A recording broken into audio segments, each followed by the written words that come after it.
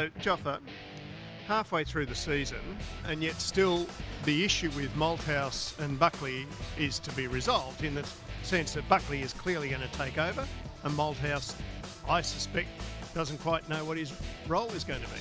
What do you think? Well, I think you've hit the nail on the head. The deal has been done. Like, people are coming up every day saying, will Malthouse coach Collingwood next year? No, he won't. Buckley will step in and Malthouse will step aside. That's the deal. If you want my personal opinion, and this is my opinion, I'm not relaying this from anyone at club level, but I think it's going to be good, because I think that a coach can be at a club for too long. Okay, I know people will say, but hang on, Joff, he's coaches to last his flag. You know, we won a night flag, and we'll probably go back to back this year. It may even be some type of force again next year. Yeah, that's good, but I'm looking at the Essendon and Sheedy thing, where Essendon probably thought that... beautiful. Thank you very much. Thank you. His great service here. Thank you, Giancarlo. At the Università Restaurant in Lygon Street. Thank you very much. Yeah.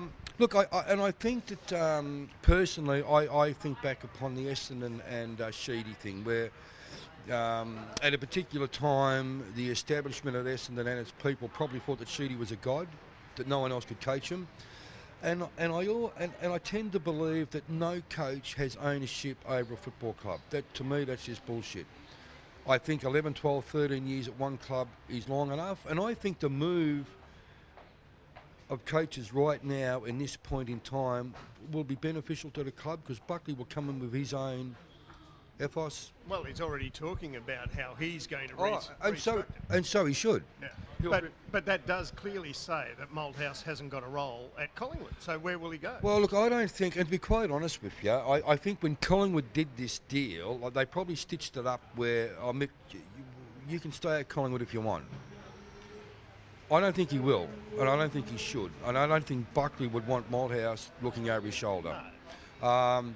And I personally think, my opinion again, that Malthouse will move on, because I don't think and Malthouse Malthouse knows enough about football and how football works to know that Buckley doesn't want him there looking over his shoulder.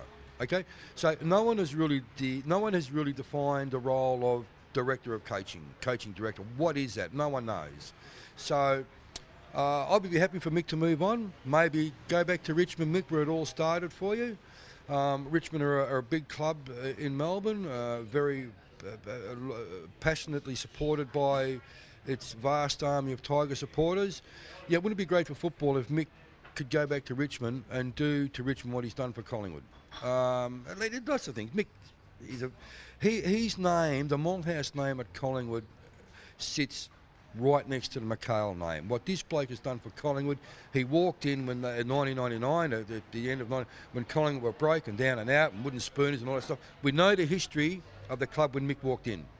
What he has done in the 12 years after has just been phenomenal.